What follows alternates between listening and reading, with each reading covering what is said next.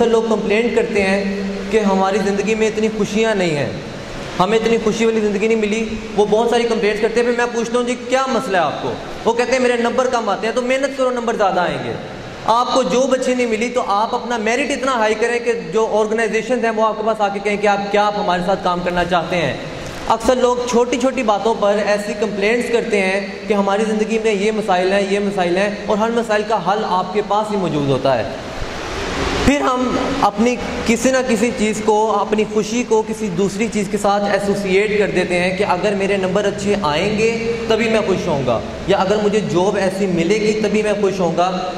होना ये चाहिए कि क्योंकि हमारे अख्तियार में होता है कि हमने कब खुश रहना है, कब नहीं होना। म्यूज़िक लवर्स यहाँ पे, क्योंकि यंगस्टर्स बहुत हैं तो म्यूज़िक लवर्स यहाँ पे बहुत अच्छे होंगे।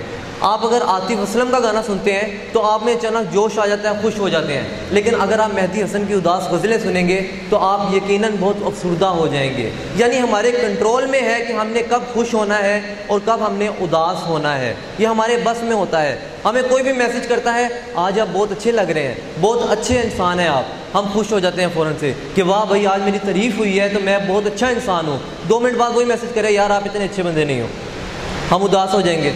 यानी हमारे मूड को कोई और जो है वो उसे कंट्रोल कर रहा है। कोई भी आपको मैसेज करेगा तो आप उसको सीन करके आप अचानक खुश भी हो सकते हैं, आप अचानक उदास भी हो सकते हैं। कोई मैसेज पढ़ के आपको अचानक गुस्सा भी आ सकता है। तो आप अपने जो रिमोट है, आपका जो इमोशंस का रिमोट है वो आपने किसी दूसरे के हाथ में पकड़ाया होता है। यानी कि आपका जो रिमोट है वो किसी दूसरे के हाथ में होता है कि जब भी वो एक मैसेज करेगा आप खुश हो जाएंगे, एक मैसेज करेगा आप उदास हो जाएंगे, एक मैसेज करेगा आपको किसी भी वक्त गुस्सा आ सकता है। तो हमेशा जो रिमोट है वो आपके पास ही अच्छा लगता है।